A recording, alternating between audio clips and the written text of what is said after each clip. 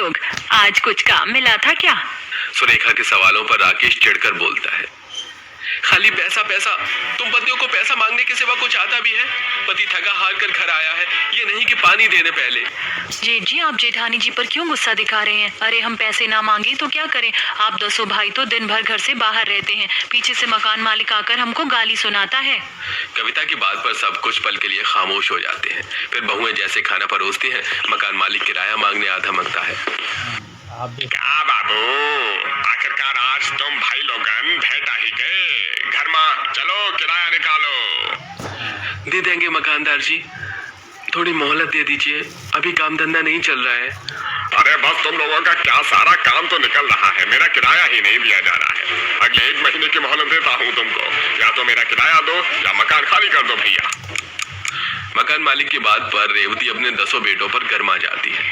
मुझको तो समझ में नहीं आ रहा, आखिर तुम सब क्या कमा धमा रहे हो? वो तो जैसे तैसे बहुएं जुगाड़ लगाकर पिछले 1 महीने से गृहस्थी चला रही हैं। बेचारियों ने धूप में जल मर कर राशन कार्ड बनवाया है और दूर दराज जंगल से लकड़ी सूखे पत्ते बटोर कर लाती है, तब जाकर घर का चूल्हा जलता है। अरे तुम लोगों को तो अपनी पत्नियों के पैर धोकर पीना चाहिए। हाँ हाँ, अब तो हमसे बढ़कर आपके लिए आपकी 10 बहुएं सगी हो गई हैं। आपके कहने का मतलब क्या है? ये हमें कमा कर खिला रही हैं, तो हम मर्द चूड़ियां पहनकर बैठ जाते हैं। अरे आप लोग शांत हो जाइए, ऐसे झगड़ने से कोई हल नहीं निकलने वाला। आखिरकार कब तक हम किराए के मकान पर दिन काटेंगे? ऐसे संसार नहीं चलेगा। कल को हमारे बाल बच्चे होंगे, आप भाइयों की जिम्मेदारियां बढ़ेंगी। आप सब शहर जाकर कमाइए। शहर जाने के लिए पैसे भी तो होने चाहिए ना। तभी रजनी रसोई में जाती है और कनस्तर में से जमा किए हुए पैसे लाकर प्रमोद को दे देती है। ये लीजिए, ये 2000 रुपए हमने उपले बेचकर कमाए थे और बुरे वक्त के लिए बचा कर रखे थे, इससे आप शहर जाइए। अगले दिन रेवती के 10 बेटे शहर रवाना हो जाते हैं और जाते वक्त सबकी आंख भीगी हुई थी। ऐसे ही एक दिन 10 लकड़ियां चुनने जंगल आती हैं। कितनी ठंडी ठंडी हवा बह रही है। पेड़ पौधों की शुद्ध ताजगी भरी हवा के आगे तो एसी भी फेल है। सही कहा निभा, और ये घास कितनी नरम है और ठंडक भी है। मेरा तो इस जंगल से घर जाने की इच्छा ही नहीं हो रही। कितनी हरियाली है यहाँ पर। बस बस चलो अब घर चलते हैं, सूरज भी ढलने वाला और खाना भी बनाना होगा। मगर डिब्बे में केवल मुट्ठी भर आटा है, उसमें किसका पेट भरेगा? ये जंगल कितना हरा भरा है, थोड़ा साग पात मिल जाए तो काम बन जाएगा।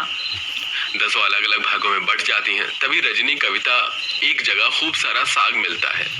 अरे ये तो चौलाई का साग है, ये बहुत ही स्वादिष्ट बनता है और ये शुगर के मरीजों के लिए लाभकारी होता है। फिर दोनों सारे साग तोड़ लेती हैं। वहीं कुछ बहू ईंधन के लिए लकड़ी सूखे पत्ते बटोरती हैं और सब अपने गरीब खांचे में लौट आती हैं। तभी निभा चंदा साग चुनते हुए बात करती हैं। ये साग कितना ताज़ा है, अगर बाजार में बेचे तो 40 रुपए किलो के भाव में ग्राहक खुशी खुशी खरीदेंगे और हमारी भी थोड़ी आमदनी हो जाएगी। अरे वाह निभा, तरकीब तो अच्छी है, इससे 2 पैसे तो आएंगे। ऐसे साग के साथ चावल होता तो मजेदार लगता। तभी सुरेखा का ध्यान ओखली में जाता है जो कि धान से भरा पड़ा है। वो जुगाड़ लगाकर धान कूट कर चावल निकाल लेती है। ये लो, मैंने धान से कूट कर चावल निकाल दिया है। आज हम गरीब जुगाड़ बहुएं भरपेट साग भात खाएंगी। जिसके बाद सब खुशी खुशी खाती हैं। तभी तेज की हवा उठती है जिससे छत किसी तिनके की तरह टूट कर गिर जाती है। ऐसे में मकान मालिक आ जाता है। अरे तोड़ दिया मेरे मकान को, पड़ गई तुम लगाइयों के कलेजे में ठंडक। अब अपना कोई और रास्ता देख लो, भागो निकलो यहाँ से। बेचारी 7 बहुएं मकान मालिक के आगे हाथ पैर जोड़कर मिन्नतें मांगती हैं, मगर वो नहीं मानता। अब 10 फूटे भाग को लिए भटकते भटकते उसी घास वाले जंगल में जाकर बैठ जाती हैं। पता नहीं ऊपर वाला मुझ बुढ़िया को इस बुढ़ापे में और क्या क्या दिन दिखाएगा। मुझे क्षमा कर देना। मेरे साथ साथ तुम सबको भी ऐसे बेठिकाने नहीं होना पड़ता। अगर मेरे बेटे काबिल होते तो तुम लोग आज ये दुख तकलीफ नहीं झेलती। माँ जी आप चिंता मत कीजिए, हम जुगाड़ू बहुएं अब खुद से अपना घर तैयार करेंगी। 10 के सामने घर बनाने की समस्या थी जिसका उन्हें समाधान नहीं मिल रहा था। तभी नुपुर एक छोटी सी गौरैया चिड़िया को जमीन पर चोंच में घास चुनते देखती है। लगता है ये गौरैया गर्भवती है, अपने अंडे सेने के लिए घोंसला तैयार करने में जुटी है। नुपुर की बात सुनकर निभा को जुगाड़ मिल जाता है। मुझे हम लोगों की मंजिल साफ साफ दिखाई देने लगी है। देखो ये जंगल पूरी तरह हरे हरे घास से भरा हुआ है और यहाँ लकड़ी भी है। चलो काम शुरू करते हैं, हम घास का घर बनाएंगी। अब 10 आपस में अपने अपने हिस्से का काम बांट लेती हैं।